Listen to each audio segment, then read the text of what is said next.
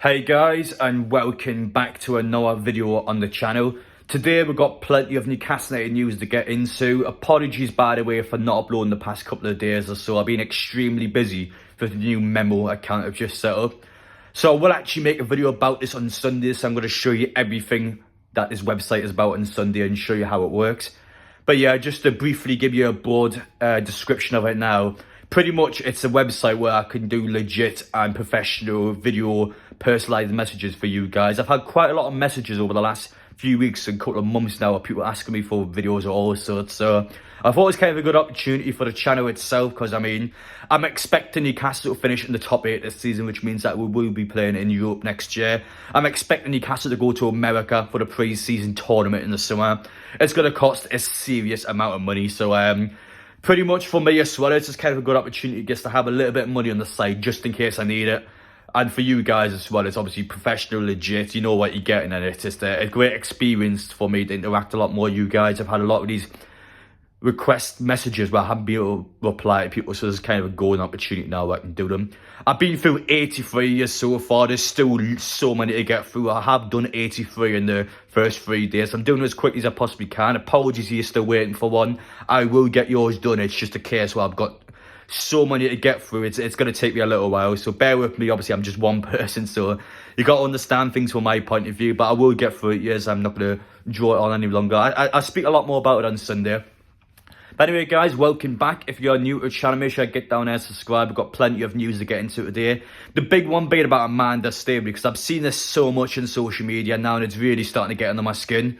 And that's about people bullying her and making fun of her appearance and her disease. So we're going to educate you today and tell you a bit about Amanda Staveley's disease and how bad it actually is. So yeah, I'm absolutely disgusted to see these vile comments, to be honest. I've got no words for it. I'm getting sick of it. So we're going to talk about that today, as well as that we've got quite a lot of our news surrounding the football club as well. Ryan Fraser has been more or less exposed by Eddie Howe today, so plenty to get into. I'm currently in Manchester now. Apologies for the overnight stay vlog. I'm pretty much my mate's uni accommodation. I'm going to be here a few times this season anyway, so you will see the accommodation again soon. But I want to do this video instead because I was really sort of took away from the comments I'm seeing. It's just got into my head quite a bit, so I wanted to talk about it in the video. Anyway guys, without further ado, let's get into it. Let's talk about Amanda Staveley now, because one thing I've seen on a regular basis now when I go on social media is the amount of fans from opposition clubs that are mocking the way she looks. Some examples being, I've actually seen her post on Sky Sports yesterday, so she's pretty much talking about why she bought Newcastle. She's at a business conference here, kind of helping our people out, explaining why the PAF went in for Newcastle and not a different Premier League team.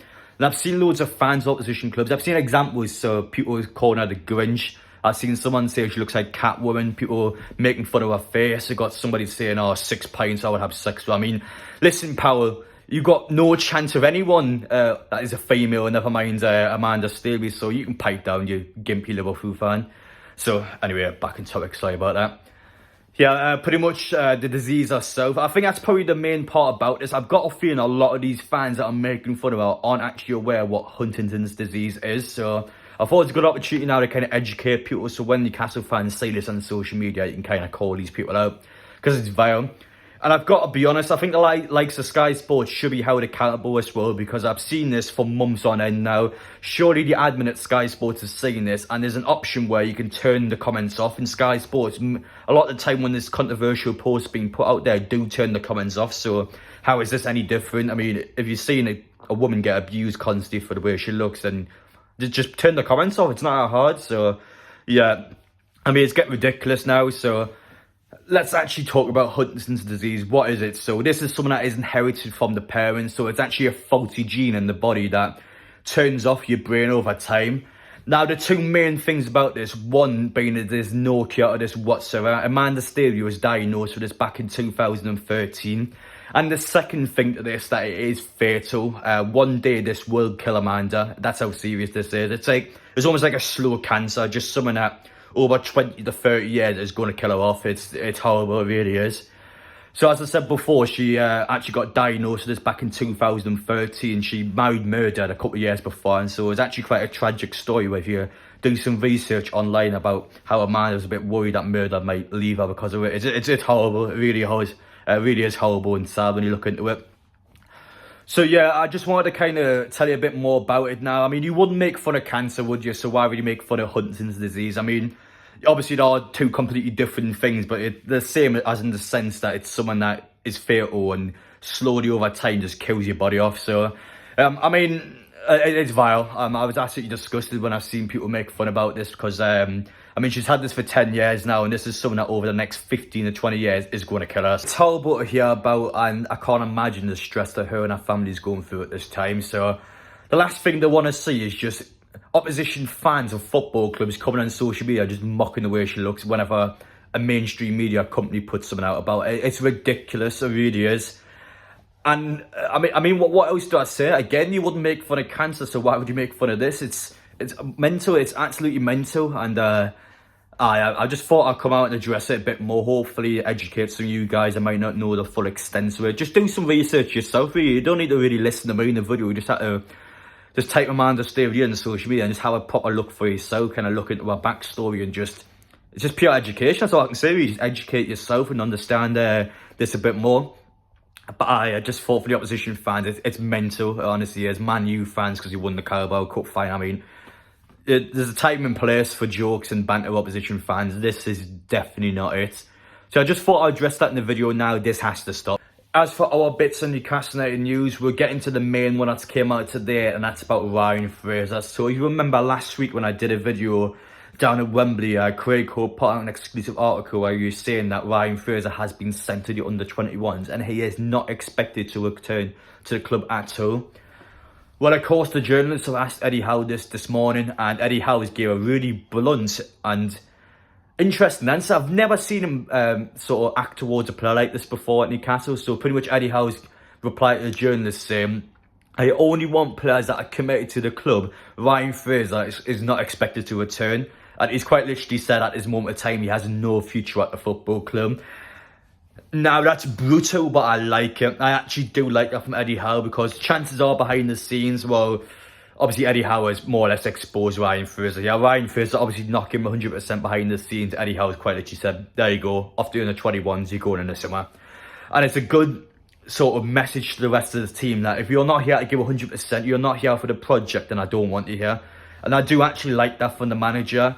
And I just think it's ridiculous from Ryan Fraser's side of things, because, I mean, you got your best possible chance. I know he wanted to join Arsenal when he first left Bournemouth. That was the controversy around him during lockdown.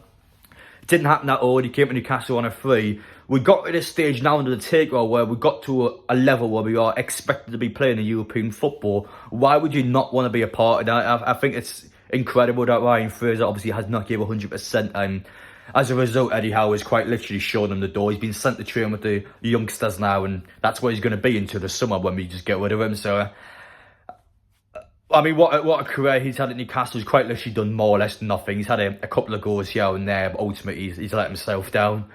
And it's the sad story about him, because Bournemouth fans already dislike him for his behaviour down there, and it looks like he hasn't learned from his lessons. So it looks like he's more or less done at Newcastle. So I've got nothing I can really say to the guy, to be honest. I think actions speak louder than words, and the fact that Eddie Howe has been this open about it in the press conference suggests that he's been an absolute knobhead behind the scenes, Ryan. So he's more or less done now by the sounds of it.